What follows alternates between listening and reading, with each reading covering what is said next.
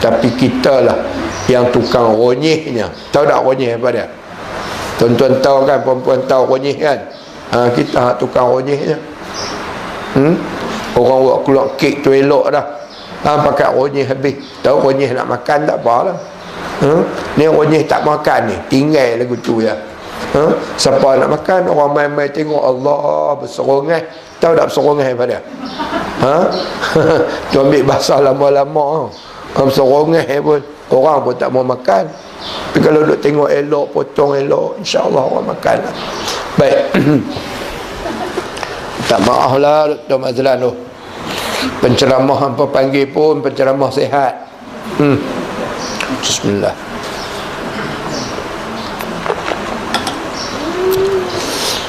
Sebab itu tuan-tuan, kadang-kadang kita rasa kita buat yang terbaik dah. Kita rasa kita yang buat tu yang terbaik dah. Kita pun puas hati, oh aku dah pergi haji dah, aku perang dah, aku begini-gini dah.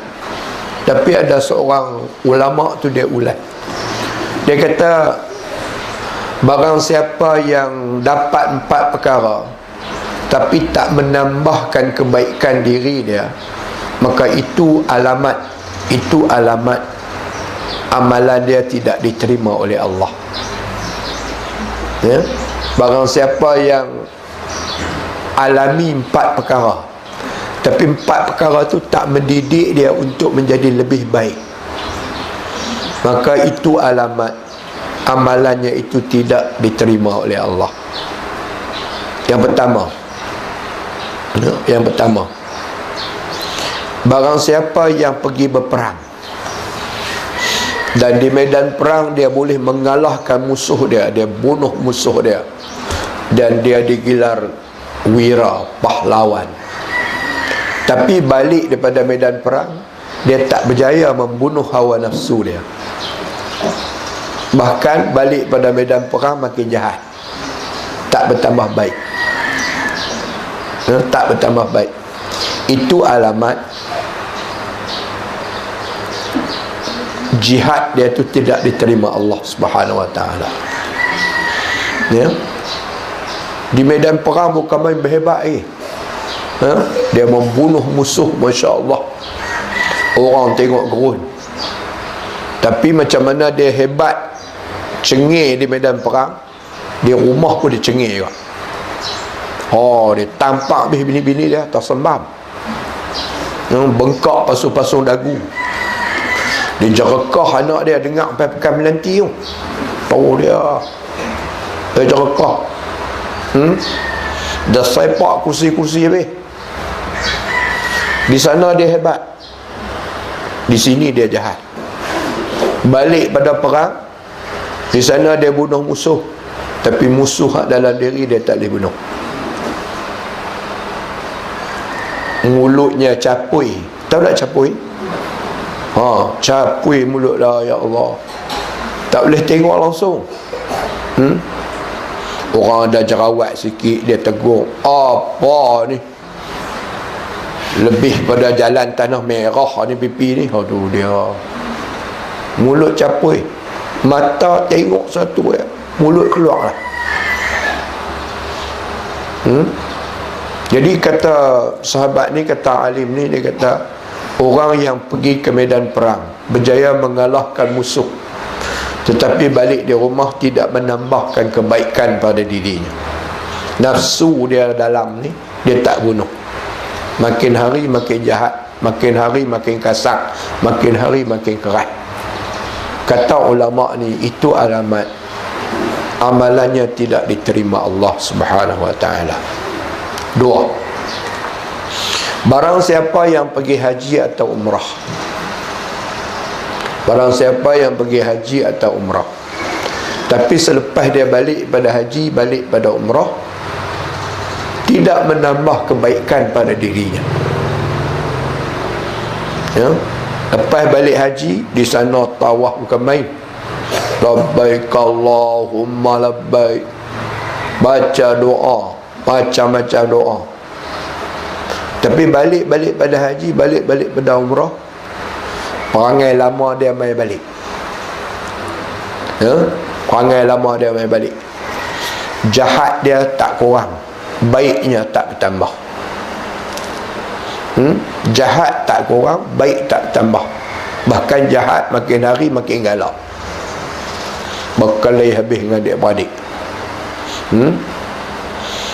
Hak lain boleh sembang. Bak tanah pak jangan sembang. Bak tanah jangan sembang. Hak tu hak aku. Apa nak ambil tu langkah mayat aku dulu. Oh, bukan main. Dia pemohong orang bagi doa. Ya. Lepas balik haji pada umrah, oh, lagi malas masak kat suami pula dah. Malas masak paip dengu. Tak mau masak. Pasal apa? Nak duduk dalam telekung, nak wirid panjang-panjang. Ni balik pada umrah ni, laki duduk minum layak sejuk, ceruk. Padahal kita dalam kuliah lepas kita baca apa? Duduk bersama keluarga itu lebih baik daripada, dan lebih aku sukai daripada engkau beriktikaf di masjidku ini. Hamba bangkit buang telekung, buat kopi bodoh, hidang kepada suami, lebih aku sukai pada engkau duduk dalam telekung dengan tak buat apa-apa. Jadi kata sahabat, kata alim ulama ni, dia kata, kalau kamu pergi haji atau pergi umrah, balik pada haji, balik pada umrah, tidak menambahkan kebaikan, tidak menambahkan kebaikan, maka itu alamatnya, itu alamatnya haji dan umrahmu tidak diterima Allah. Tidak diterima Allah. Bukan maksud haji dan umrah kita tidak sah. Bukan masalah sah tak sah ni. Masalah dia, kita duduk dalam kawasan nyuk banyak, tapi sayuk rumah kita ceroy, sayuk tak lemak. Ya kan? Keliling rumah nyuk penuh, tapi tanggulai rumah kita tak lemak.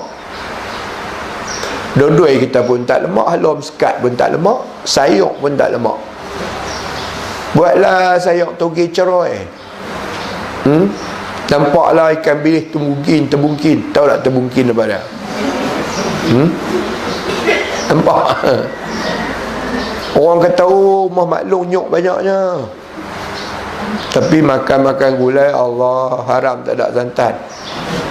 Jadi orang tu duk perhati, nyok keliling tu gulai tak lemak. Kita pergi tempat yang paling baik, bertobat habis dah, balik-balik buat jahat pula. Jadi ini kata ulama tu alamat bahawa ibadat kamu tak diterima oleh Allah. Itu yang kedua. Ini pun ramai kat tu, ramai kat lagu tu pun. Allah dicengih balik pada haji lah, ya Allah, dicengih sungguh. Singa, cengih-cengih singa orang boleh buat sarkas tapi dia ni tak boleh buat sarkas dia ni kena berkas. Cengih sungguh lah, ya Allah. Tanya anak-anak tahu. Pak balik daripada ni larilah masuk dalam bilik, duduk dapur haram tak keluar. Pak tak ada, dia usah lega lah, ya Allah. Awak lega apa? Tu rimau tak ada. Jangan lagu tuan-tuan. Orang pergi haji, orang pergi umrah, balik kena ada perubahan dalam kehidupan. Bukan perubahan tekak ibadat, duk atas tikar sembahyang saja, tapi perubahan pada watak diri kita. Mesra, sayang kepada isteri, sayang kepada suami, ya. Ubah bagi nampak bahawa benda baik tu duk masuk dalam diri kita berkat berada tawaf di sekitar Kaabah, berdoa di depan Multazam, Hijr Ismail, Maqam Ibrahim, berkat lari di antara Safa dan Marwah, berkat tahallul, kalau haji berkat wukuf di Arafah, berkat kutip batu di Muzdalifah, mabit di Muzdalifah, berkat baling syaitan di 3 jumrah, berkat tawaf sekitar Kaabah, berkat sa'i dan berkat tahallul. Tapi ini tak nampak. Tak adalah 2 minggu mula tu elok lah kot. Lepas pada tu balik model lama. Balik model lama. Itu alamat ibadatnya tidak diterima Allah Subhanahu wa taala.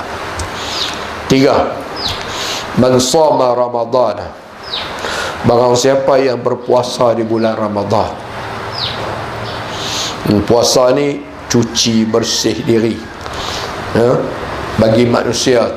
Takkan semua manusia sanggup pergi Mekah tiap-tiap bulan, mana ada duit, sekali nak pergi umrah pun 6,000 lebih, 7,000, bawa belanja lagi 10,000 sekali nak pergi. Mana ada kita sanggup pergi macam tu. Dalam dewan ni pun ada yang pergi dah 2-3 kali dah, ada yang belum pergi lagi, tak sanggup. Jadi kita masuk menyucikan diri ni melalui Ramadan. Berpuasa lah, ya Allah. Puasa tak makan tak minum, puasa hawa nafsu, puasa tu puasa ni. Tapi kata ulama, barang siapa yang berpuasa tetapi lepas selesainya puasa itu tidak memberikan kebaikan pada dirinya, maka itulah alamat puasanya ditolak oleh Allah Subhanahu wa taala. Saya ulang sekali lagi, saya ulang. Bahkan kalau tuan-tuan balik pada kuliah hari ni, dapat 4 perkara ni cukup lah. Dapat 4 perkara ni cukup lah. Barang siapa yang berpuasa Ramadan, lepas puasa Ramadan tidak menambahkan apa-apa kebaikan pada dirinya, apa pun tak tambah. Mulut duk jahat, otak duk kotor, hati duk busuk. Mulut jahat, otak kotor, hati busuk. Lahir macam-macam kejahatan dalam hidup dia. Kata kawan tu, buat lagu ni, buat lagu tu, buat lagu ni. Sampai kadang-kadang manusia ni punya jahat, dia pergi cari Tok Bomo. Dia kata, aku tak kenan kat menantu aku ni. Pergi cari Tok Bomo untuk memecahkan hubungan anak menantu. Bagilah dia dapat orang lain. Padahal boleh didik, boleh pupuk, boleh bina, bagi jadi elok. Tak, kita ambil keputusan untuk menghancurkan, meruntuhkan masjid orang lain. Macam mana ada dalam drama lah, puan-puan duk tengok drama kan, duk tengok drama, buat kot ni, buat kot ni, bagi rumah tangga orang pecah. Pasal kita tak berkenan dengan menantu, ataupun mungkin menantu tak kenal kat mak mentua. Pujuk suami kita, cucuk suami kita pindah duk asing. Teriaklah mak mentua ni, ayak mata berlenang di pipi. Anak hak dia bela, anak hak dia susu. Sekarang sudah mengikut perintah isterinya. Puasa-puasa bukan tak puasa, puasa. Tapi malangnya puasa itu tidak membekalkan apa-apa kebaikan, tak berubah diri dia ke arah yang lebih baik. Maka itu alamat puasanya tidak diterima oleh Allah Subhanahu wa taala. Itu alamat puasanya tidak diterima oleh Allah Subhanahu wa taala. Ya. Ni kita duk buat ni tuan-tuan ni. Saya bukan nak ceramah benda-benda hak jauh-jauh dah. Saya ceramah benda hak dalam diri kita. Pasal apa? Bagi saya, kalau kita boleh berubah, kita boleh telan pil yang ditinggalkan oleh Rasulullah ni, ada berlaku perubahan diri sendiri, itulah kejayaan tuan-tuan mai kuliah. Itulah petunjuk bahawa tuan-tuan tak sia-sia tinggal rumah lebih pada 2 jam atau 3 jam. Kadang-kadang sampai nak mai kuliah ni tak dan nak makan cok kodok pun tak dan. Tapi mai sini dapat makanan yang lebih baik, dan makanan itu merubah kehidupan kita ke arah yang diradai oleh Allah Subhanahu wa taala. Itu kejayaan dia. Saya nak mai bersyarah sini kedebum kata Sayuti, kata Imam Ibn Qayyim, kata Imam Nawawi, kata Asy-Syafi'i, kata Ghazali, saya boleh buat. Tapi tuan-tuan apa nak buat? Tuan-tuan nak jadi apa? Kita balik, nak bawa balik tentang apa?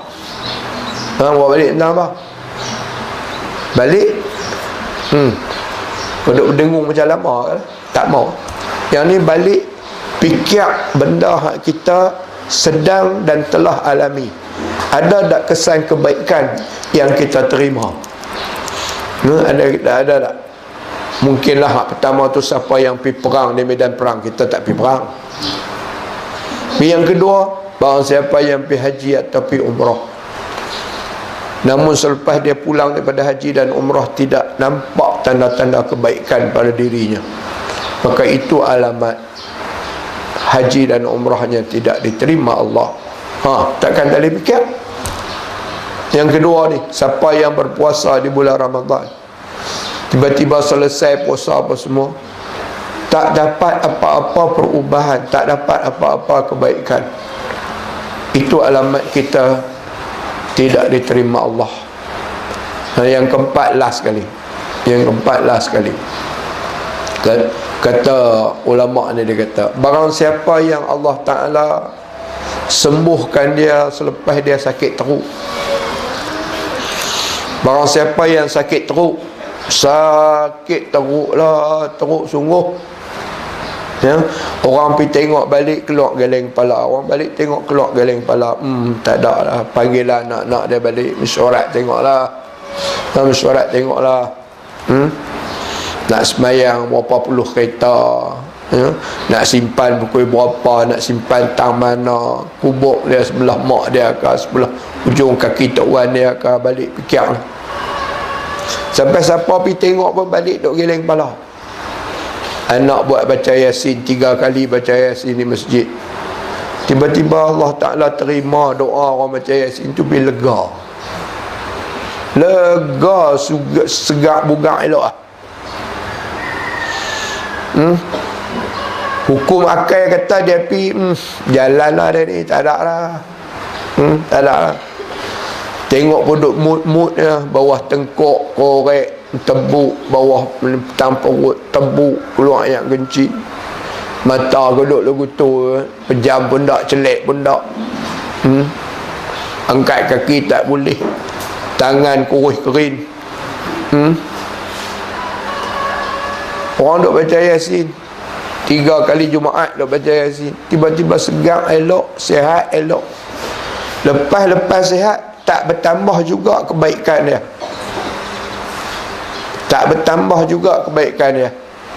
Itu alamatnya orang tu tak dipedulikan Allah lagi.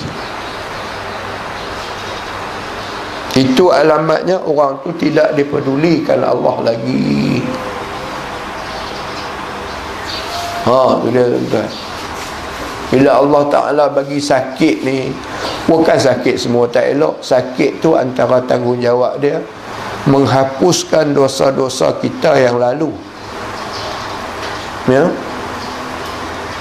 menghapuskan dosa-dosa kita yang lalu. Sakit tu dengan izin Allah bolehlah sembuh dengan ubat, tapi dosa nak buat guna.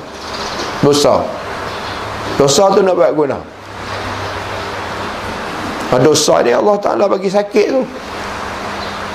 Dosa kita banyak. Dosa kita banyak. Siapa kata dosa sikit dalam dewan ni? Angkat tangan tengok. Angkat tangan siapa kata dia tak ada dosa atau dosa dia sikit lah. Dosa cik apa? Segantang lah kot. Orang tu kata dosa tak? Dosa saya, kalau ukur dengan lori pasiak tu 3 helah pasiak kot. Dia lah. Dosa kita berlambak. Saja Allah Ta'ala tak bagi nampak dosa ni lagu mana. Kalau tidak lena tak boleh. Jadi Allah Ta'ala bagi sakit tu tujuan dia nak bagi lama kita sakit tu, nak rendam kita dalam sakit tu, nak bagi keluar dosa kita dulu. Rupa-rupanya lepas lega pada sakit tu, tak nampak juga kebaikan dia, tak jadi baik juga. Duk lak situ lah, duk jahat situ lah, duk capui situ lah mulut. Maka orang itu artinya alamat dia tidak dikasihi oleh Allah lagi. Dah sampai duk mood lagu tu pun tak sedap-sedap. Lega-lega sikit tu orang tu bagi tahu kami baca Yasin 3 kali, tahu tak? Malam ketiga tutup imam baca Yasin meleleh air mata. Doa bagi hang sihat.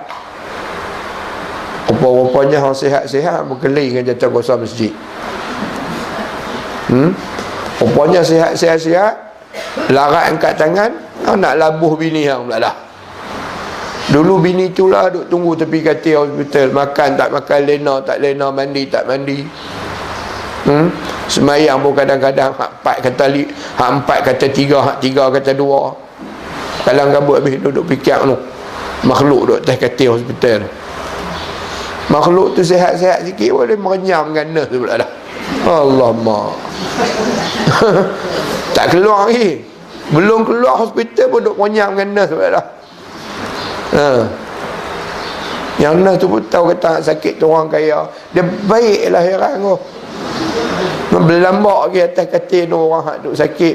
Bila orang tu tak ada apa, buat dak lah. Jadi banyak cerita ni tuan-tuan, banyak cerita ni. Ulama dulu tajam pandangan dia. Sifat dan sikap manusia yang kufur kepada nikmat Allah Subhanahu wa taala.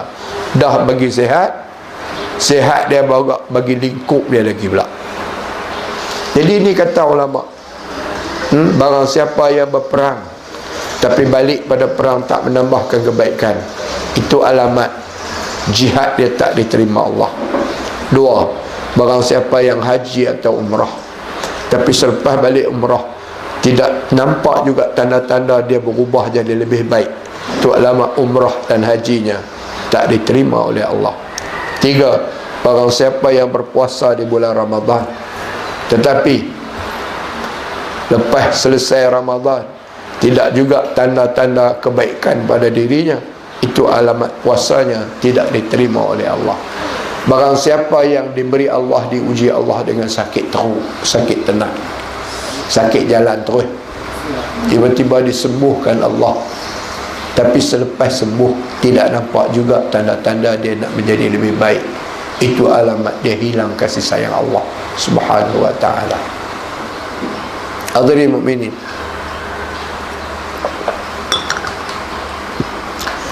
Allahu Akbar walillahil hamd. Bukan apa tuan-tuan, bila duk baca hadis ni kita pun duduk cakap dengan dada sendiri. Duduk cakap dengan dada sendiri. Ya. Aku duk sampai ke orang ni, aku ni lagu mana? Tu yang seronok main mengajak tu tuan-tuan. Dia dapat buah pukulan ke diri sendiri. Ya.